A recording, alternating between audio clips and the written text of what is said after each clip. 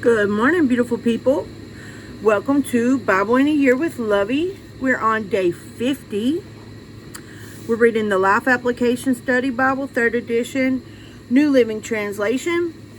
Today we're going to read Leviticus 25, and then we're going to flip over to Mark and finish off chapter 1 where we left off yesterday.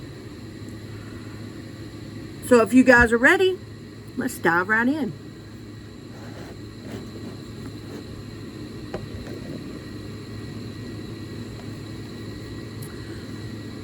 Yeah, that works. All right, Leviticus 25. While Moses was on Mount Sinai, the Lord said to him, "Give the following instructions to the people of Israel. When you have entered the land I'm giving you, the land itself must observe a Sabbath rest before the Lord every 7th year. For 6 years you may plant your fields and prune your vineyards and harvest your crops. But during the 7th year, the land must have a Sabbath year of complete rest. It is the Lord's Sabbath. Do not plant your fields or prune your vineyards during that year. And don't store away crops that grow on their own or gather the grapes from your unpruned vines. The land must have a year of complete rest. But you may eat whatever the land produces on its own during the Sabbath. This applies to you, your male and female servants, your hired workers, and the temporary residents who live with you. Your livestock and the wild animals in your land will also be allowed to eat what the land produces.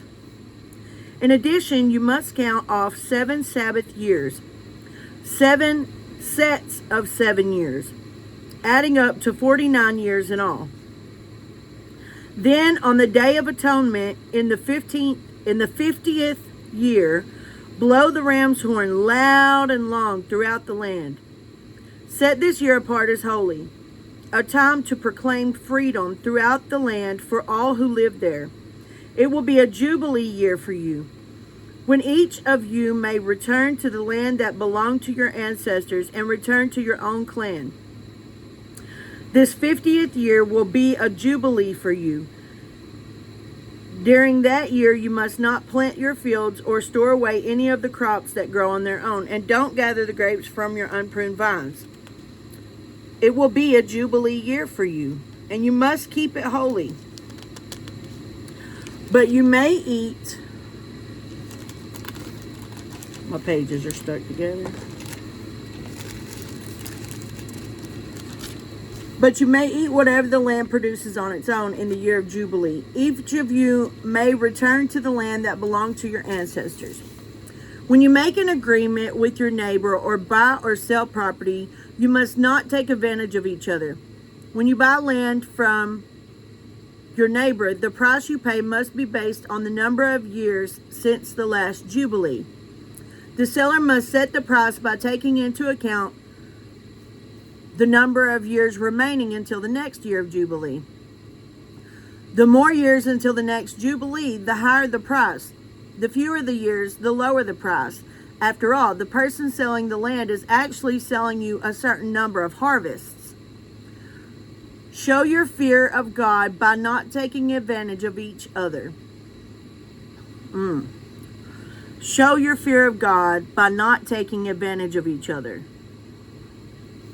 Quite sure that's something that he still expects from us. Like, let's not be taking advantage of each other. Let's do each other right. I'm sorry, I know there's glare on my glasses. I'm having to record a little bit differently today.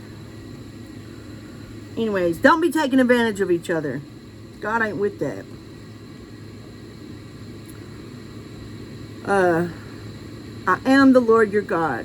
If you want to live securely in the land, follow my decrees and obey my regulations. Then the land will yield large crops, and you will eat your fill and live securely in it. But you might ask, what will we eat during the 7th year, since we are not allowed to plant or harvest crops that year? Be assured that I will send my blessings for you in the 6th year, so the land will produce a crop large enough for 3 years. When you plant your fields in the 8th year, you will still be eating from the large crop of the 6th year. In fact, you will still be eating from that large crop when the new crop is harvested in the 9th year. The land must never be sold on a permanent basis, for the land belongs to me.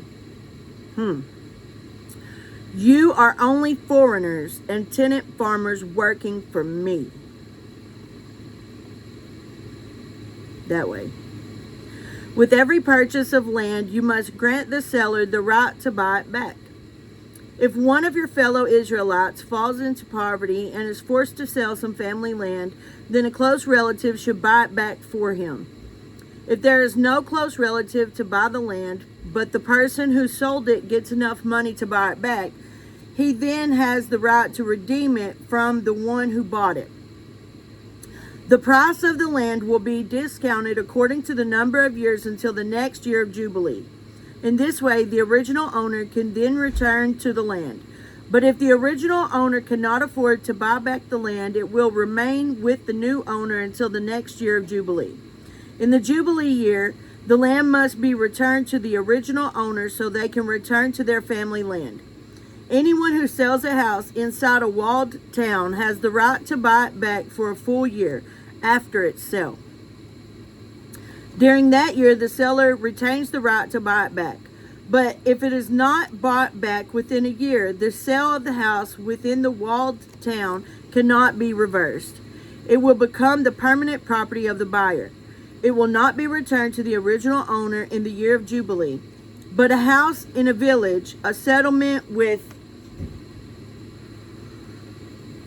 fortified walls, will be treated like property in the countryside. Such a house may be bought back at any time, and it must be returned to the original owner in the year of Jubilee. The Levites always have the right to buy back a house they have sold within the towns allotted to them, and any property that is sold by the Levites. All houses within the Levitical towns must be returned in the year of Jubilee. After all, the houses in the towns reserved for the Levites are the only property they own in all Israel. The open pasture land around the Levitical towns may never be sold. It is their permanent possession.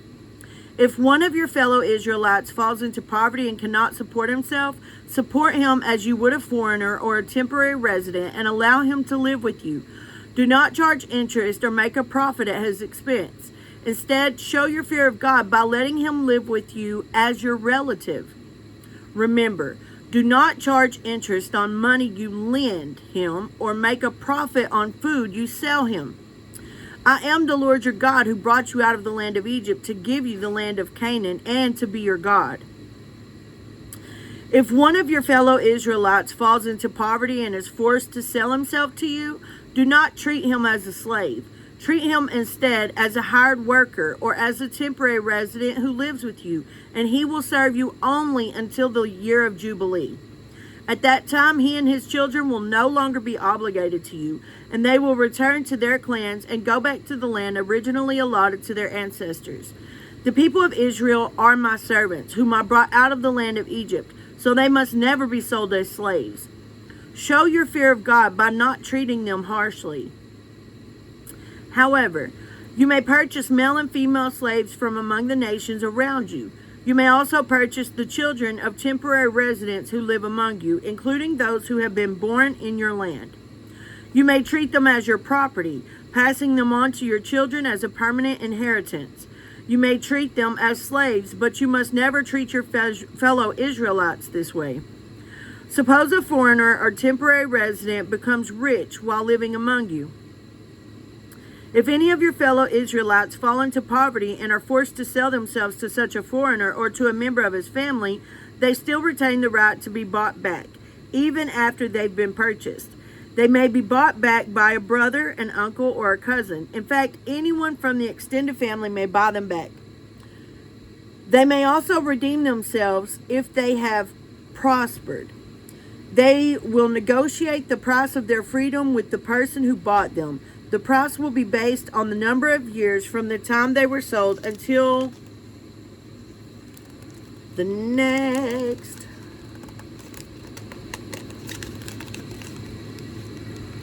pages are stuck together again. Year of Jubilee. Whatever it would cost to hire a worker for that period of time, if many years still remain until the Jubilee, they will repay the proper portion of what they received when they sold themselves. If only a few years remain until the year of Jubilee, they will repay a small amount for their redemption. The foreigner must treat them as workers hired on a yearly basis. You must not allow a foreigner to treat any of your fellow Israelites harshly. If any Israelites have not been bought back by the time the year of Jubilee arrives, they and their children must be set free at that time. For the people of Israel belong to me. They are my servants, whom I brought out of the land of Egypt. I am the Lord your God. And that's all of Leviticus today. We're going to flip over to Mark and pick up on verse 23 and finish out Mark chapter 1. So, if you guys are ready, Mark chapter 1, verse 23.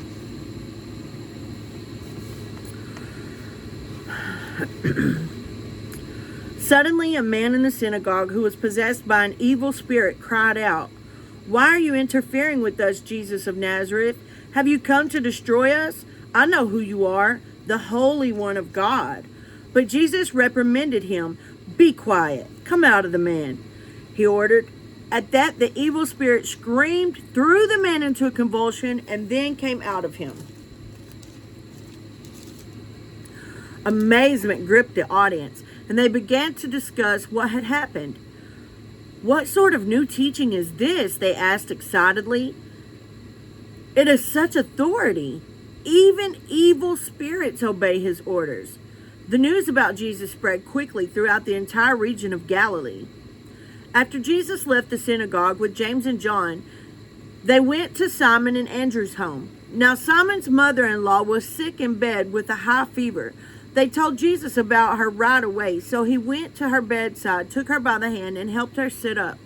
Then the fever left her, and she prepared a meal for them. That evening, after sunset, many sick and demon-possessed people were brought to Jesus. The whole town gathered at the door to watch. So Jesus healed many people who were sick with various diseases, and he cast out many demons. But because the demons knew who he was, he did not allow them to speak. Before daybreak the next morning, Jesus got up and went out to an isolated place to pray. Later, Simon and the others went out to find him. When they found him, they said, "Everyone is looking for you." But Jesus replied, "We must go on to other towns as well, and I will preach to them too.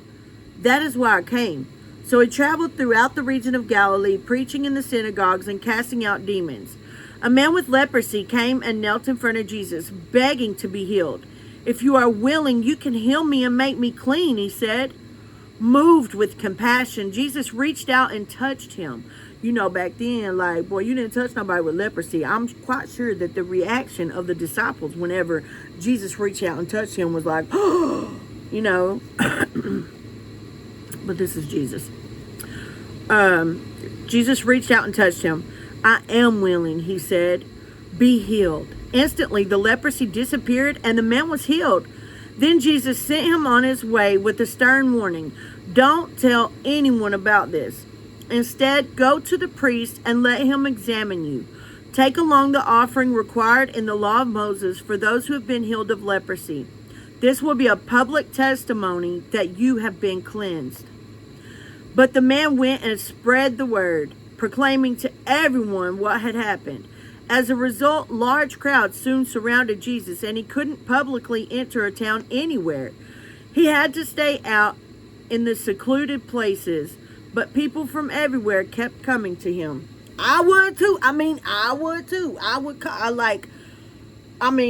You know, our Messiah's here. Yeah, I got to see this man. What? Mind blown. Yeah, I'm going to meet him. I need to go meet him. I got to go see him. I just want to talk to him. I just want to listen to him. I just want to hear what he has to say. I want him to teach me. So, that's all today, guys. We're finished. This was a short video. I hope that you guys are getting fed, and I hope that y'all enjoy these videos. I do want to say something because it's been on my heart really heavy, and I know how to discern when God is speaking to me, and so he has really just been speaking this to my heart. And whoever this is for, you know who you are. Don't let anybody, any human being, lead you down a path. Don't let anyone convince you of doing what they think you should do. Because when you do that, you're stepping away from the path that God has called you for. You know, like, you know in your heart that God is speaking to you and telling you to do this one thing in particular. So don't let anybody convince you not to do the thing that God's calling you into.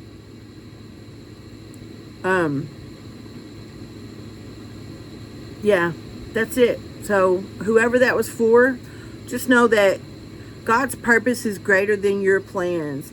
And what everybody else say is irrelevant. You know you hear the voice of God. You know when he's talking to you. Listen to his voice. Don't start doubting what you know you already heard from God. So, with that, man, if you want to see the change, you got to be the change. We lead by example, we follow by design. And if it ain't a God thing, it ain't a good thing. I pray that all of y'all have a wonderful, blessed rest of your day. Go out and love like Jesus. See y'all tomorrow.